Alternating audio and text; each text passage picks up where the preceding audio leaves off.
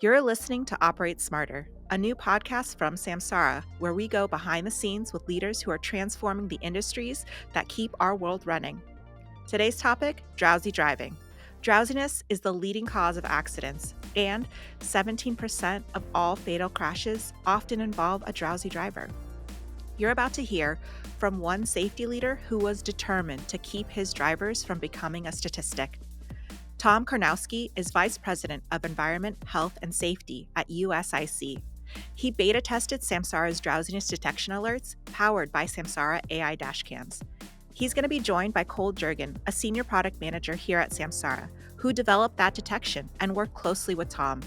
Their partnership proved to be powerful and life-saving. Let's listen in. This is Operate Smarter. I'm Cole Jurden. I'm a product manager here at Samsara, and I'm thrilled to be joined by Tom today. Tom, welcome to the show, and good to see you. All right, I'm really excited to dig into it today with you.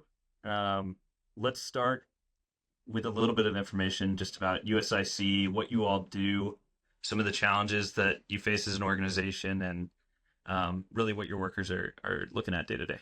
USIC, U.S. Infrastructure Company, is 14,000 teammates strong, spread across all of the lower 48 U.S. states.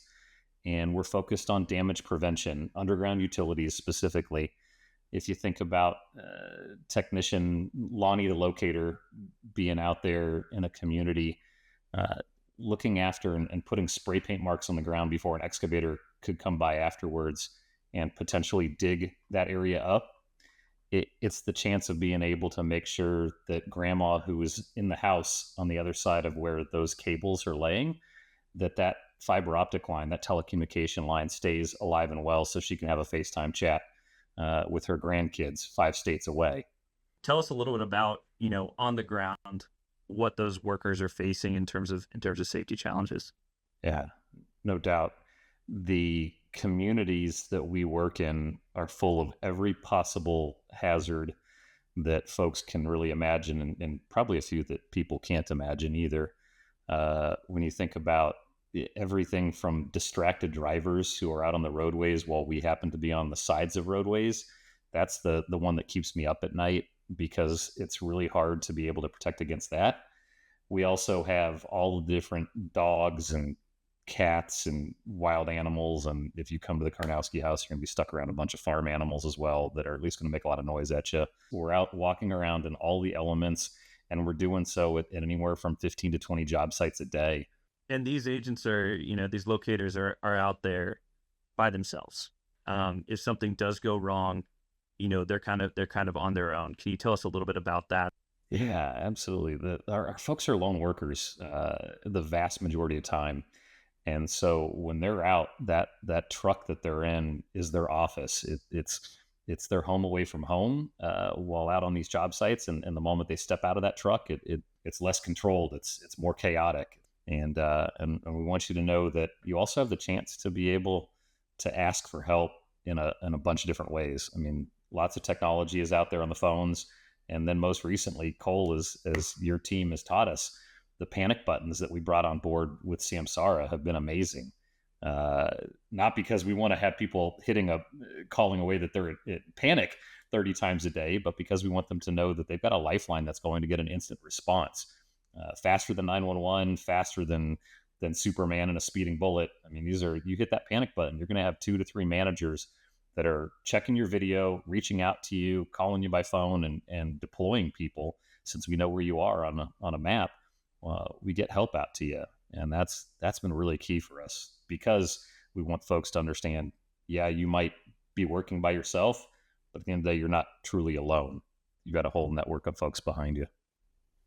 Absolutely. And I think the sentiment that you just shared is something that many of our customers, are facing on a day-to-day basis, right? These so many workers out there in the field, and it's really important to help them feel supported. And I think, you as a leader, Tom, you are a great example of someone who really lives and breathes safety. I'm interested in these, the way that you think about enforcing that culture. What are some things that have worked for you? We are big believers in bringing forth the power of positive reinforcement as often as humanly possible.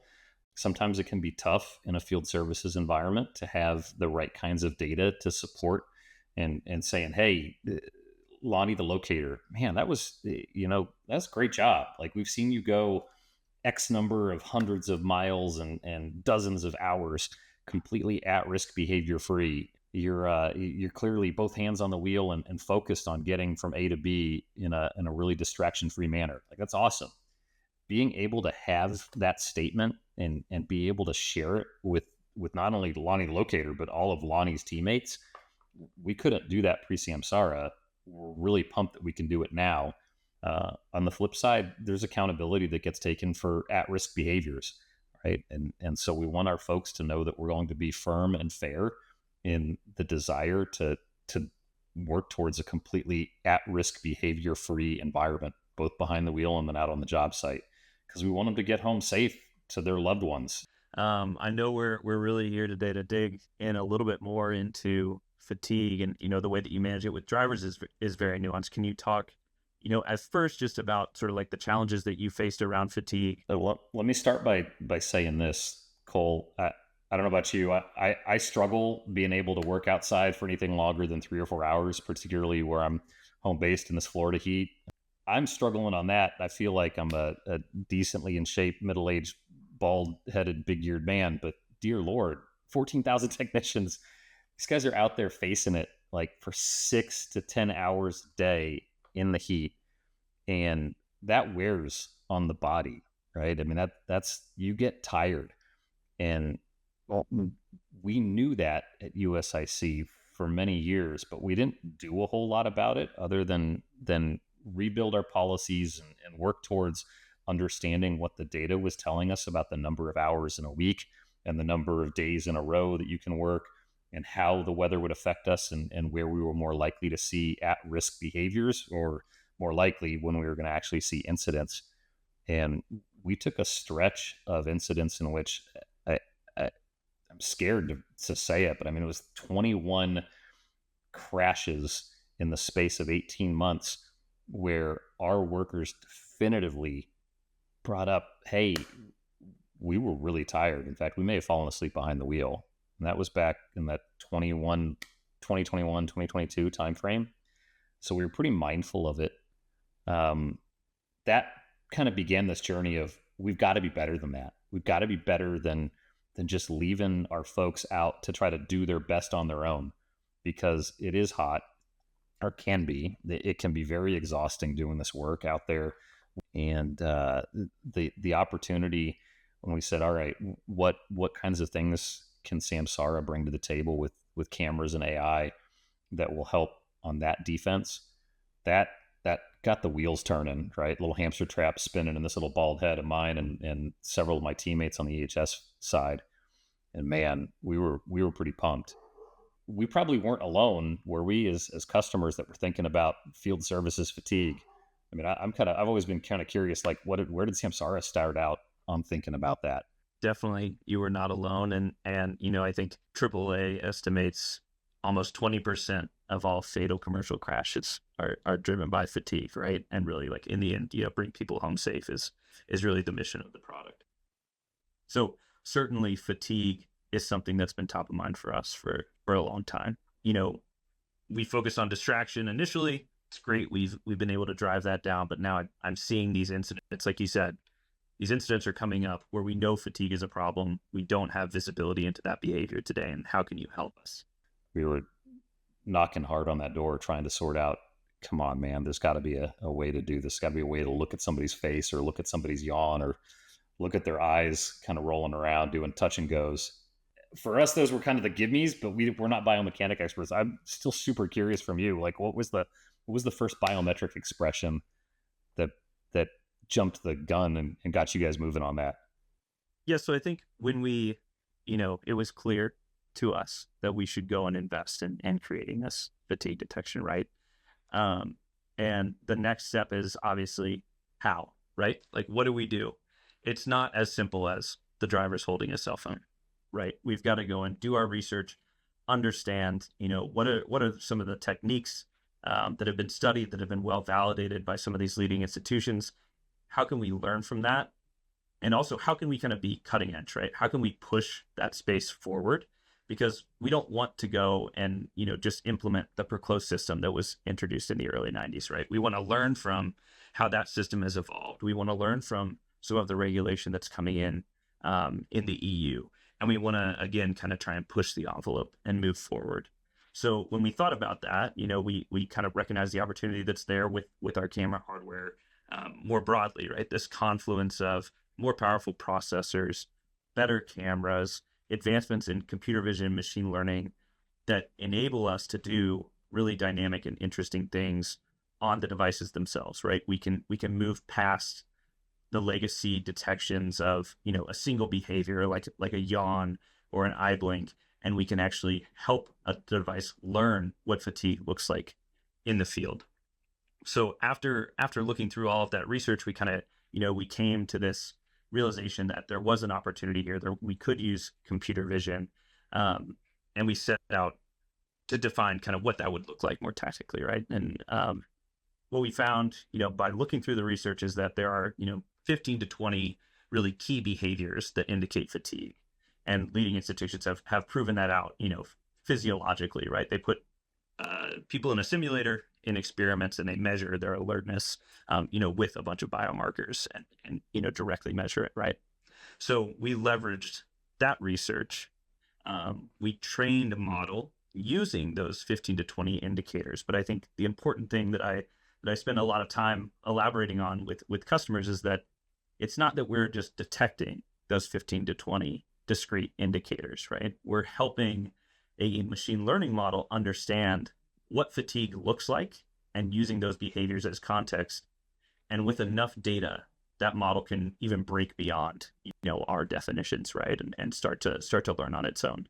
So, it's really a beautiful thing. Obviously, from a product perspective, I love to see that flywheel get started, right? We benefit from this massive network of cameras, massive data set of true incidents that we're able to train a model on, understand really how a behavior manifests in the field, and then quickly create feedback loops to tighten up a machine learning model. And you all were there with us, as you say, from kind of the beginning, right?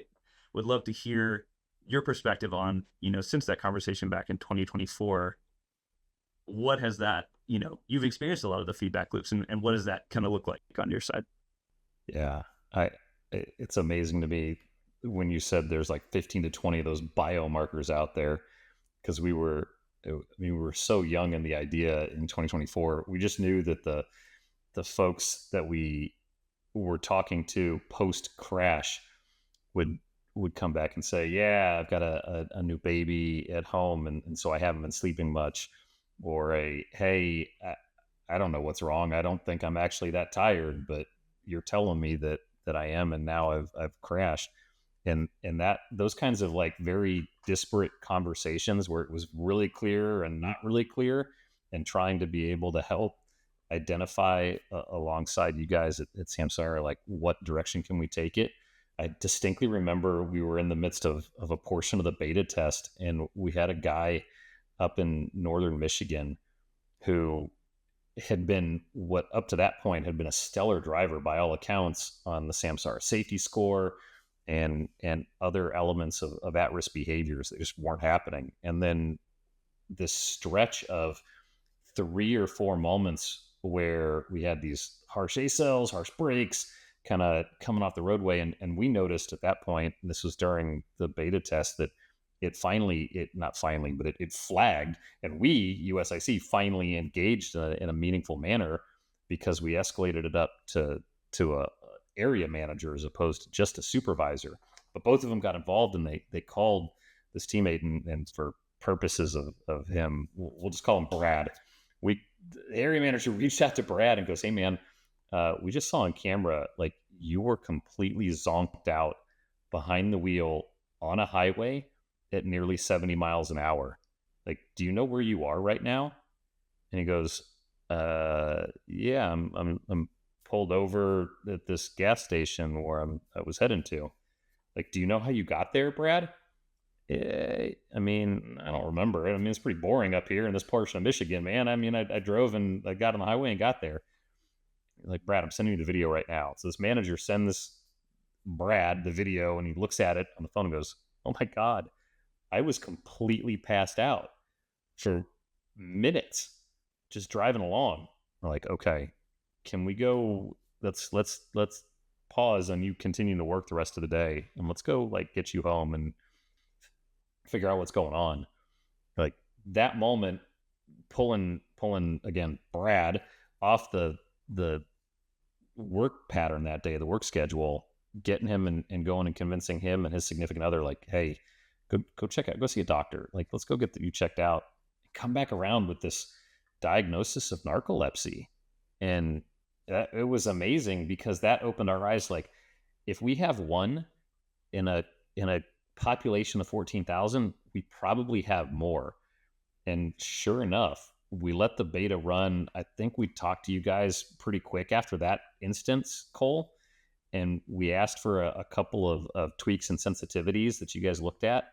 And sure enough, I think we're up to a year plus later now that we're way past the idea of beta testing. I mean, I think we're approaching like 15 cases of narcolepsy that we have been able to go and help provide that leading indicator before a crash has occurred, just because the patterns have arisen. And I don't even know what the number of count is of folks with sleep apnea. I mean, I consider everything about Samsara's fatigue detection and drowsy driving alerts to be not only game changers, but literal lifesavers. Like I said, you knock out 15 different narcolepsy diagnoses that people had no idea were a thing. That's a big deal. Big deal for us. Yeah, no, those results are truly amazing. And I think, you're not the only customer to talk about this really like revolutionary kind of visibility, right? Like, visibility is the first step. Wow, we knew there was a problem. We didn't quite understand the scale of the problem. And yeah, thinking back to 2024, I think we've been through, a good handful of model versions. We now have configurable sensitivity, so that you can tune, the degree of fatigue that you want visibility into. And a lot of that is based on, the feedback and the work that we've done together. So I of course really appreciate, all the time you spent on this. I do want to dig in a little bit more into, because I know, a lot of listeners that this will be safety managers like yourself thinking about, how to roll out a program like this. As you said, fatigue detection, it's almost more of a partnership conversation with the driver than it is purely disciplinary, like some of these other behaviors. Would love to hear about how you kind of thought through the change management of that. Yeah. I have to acknowledge that we probably stumbled our way through it because we didn't know what we didn't know, other than that kind of big picture, right? Like, hey, we have every aspect of what we're doing, we think we're tired, and we're seeing the lagging indicator results, but the opportunity to do anything about it.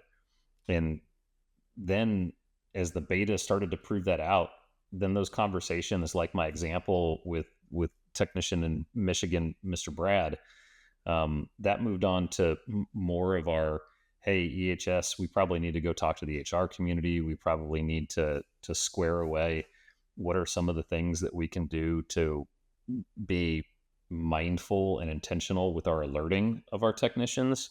And so we got that advice and turned that into very basic kinds of bullet points and job aids and the kinds of follow-on conversations that were meant to be fairly quick hit and let the videos do a little bit more of the speaking for themselves when the events were coming across. Now our opportunity, I think, is transitioned a bit, Cole, where we're going to start to work with you guys on how to take that kind of rollout that was happening and kind of stumbling around and having HR sensitive, HR blessed bullet points and conversations into more of letting the drivers kind of provide that feedback through the driver app when they see a drowsy driving at risk behavior. And let them click through, provide that feedback, share what they can, and then they can go offline and have that conversation. Particularly, I feel very strongly about that what's happening outside of work definitely has triggers and results inside of work, and vice versa, right? I mean, this is you're not a person who's just at work and then a person who's just at home, and never the two shall meet. right? So if you've got a sick parent that you're taking care of at home, or you got a baby, or heck, you got a dog that threw up 3 times in the middle of the night, right? I mean, it's gross, but you got to deal with it, right? That interrupts your sleep cycle. So by 3 in the afternoon, the next day, your circadian rhythm's thrown off, right? We want our employees to feel comfortable, like, hey, the drowsy driving alert that just came off, we get it. It's not a penalty. It's just a conversation. And so at the next safe moment, have that conversation with your supervisor and see if running an offline fatigue assessment, whether you should be calling timeout. And that timeout may be a pause that takes you out for the rest of the workday and gets you back home. Or it may just be hey, you probably need a nap, followed by a glass of water and a cup of coffee, and then maybe hit it again for a couple hours. But those sorts of conversations are where we're at now, and where I'd recommend to anybody else who's trying to sort out drowsy driving in their company, turn those at-risk behaviors into those kinds of conversations, and don't immediately default to thinking this is discipline. This is all on you there, Mr. or Miss Driver, for getting the alert. Yeah, I think again, so many good nuggets, but you mentioned really using some of these data points, some of these stories that you have, ingraining it kind of in the culture, getting technicians bought in. You mentioned a couple of really powerful, like, individual instances, dozens of folks with cases of narcolepsy or sleep apnea. Have you seen the data sort of across the organization trend anywhere as you've kind of started to ingrain this more completely across the organization? There's absolutely data patterns in what we're seeing. I think, as a lot of people would expect, is that there's a very real risk in the world of the circadian rhythm. So if we've got people that are starting out their workday at 4 a.m., those 20 minutes afterwards, man, that's scary. And then the afternoon circadian rhythm, that 2:30 to 4 o'clock window, if they happen to be on their commute home after having been out and pulled an 8-hour shift in 100-degree heat index outside work, man, that's a real risk as well. And I think the patterns for us are definitely bearing that out.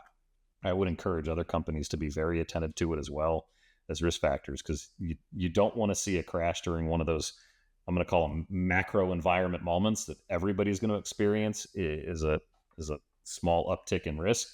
I think that'll help us not only isolate and detect, but also do more of that prevention that we're talking about. Totally agree. Tons of opportunities to continue to refine and drive that visibility. What's been the impact on the bottom line? Yeah, for sure. To the point where I can probably only count 2 or 3 crashes in 2025 where somebody was distinctly fatigued to the point where sleep happened and then a crash occurred, which is a far better rate when you think about, I mean, we're 7 months into the year, right? In the 8th month now. And I think that's real strong. I think that's something that we had not anticipated, but probably should have, is that things that were probably happening pre-Samsara were being recorded away as things like, I swerved to miss the dog that was in the middle of the roadway.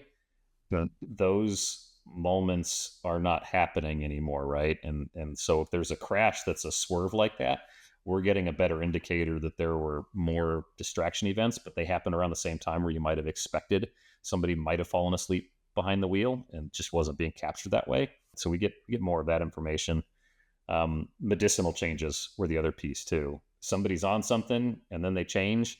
We've had a couple of very graphic instances in the company where that became very, very clear in driving styles and patterns within 24 to 36 hours. And of course, we as a company didn't know it in a systematic way, but in the aftermath of a series of events, which would include drowsy driving plus distracted driving alerts that come across in these waves, we'd be very quick to be able to pull an individual off the road, out of the workplace, and be able to start investigating it in a sensitive way and say, hey, that what we just saw, that's not you, and what's going on.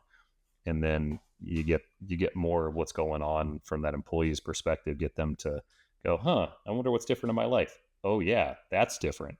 So, all right, let's go back and have you chat with your doctor, and then go chat with our HR and FMLA and leave community, and see what we can do to help you out during this period where your body's adjusting. But I can certainly weigh in and give you the very much the human result is a very real collection of lives saved and lives changed for the better. So, and those are measuring in the dozens for sure.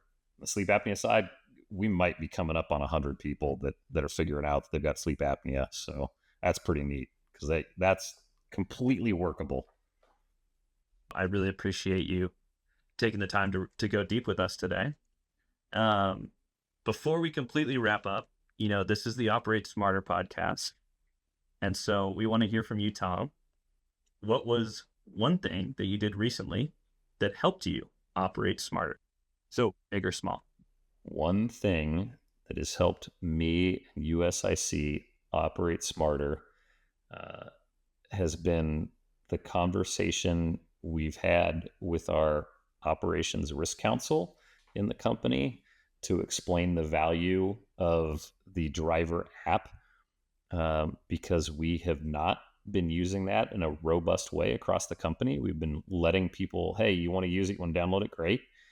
But explaining what some other organizations inside your Samsara customer portfolio has done with it, and starting to get that senior leader buy-in to go, hey, if the app is out there, then that means that the culture will improve such that they will be more incultivated to go and check it out and check out what they're doing in a much more intentional way on what we expect to be a daily, possibly even a trip by trip basis throughout the day. And that's something that conversation, being able to have that, I think that's us operating smarter, as opposed to just kind of letting it float around out there as this is a real nice to have. You should probably be using the driver app because it does good things, into much more of a, hey, we love the driver app. It does do these great things. Let's go check it out so you can see what your streaks and milestones and amazing recognition moments all look like. Because you're all awesome humans. You have data to back it up, but maybe you didn't realize that data was there. Now you do. Yep. Critical tool in the tool belt for driving that cultural change. Well, Tom, thanks again. This has been great. Really appreciate the time. No, thank you, Cole. Keep safe, man. Water, rest, and shade. To learn more about transforming your safety programs, visit samsara.com. More episodes of Operate Smarter are coming your way, so be sure to subscribe wherever you get your podcasts. Thank you for listening. We'll see you next time.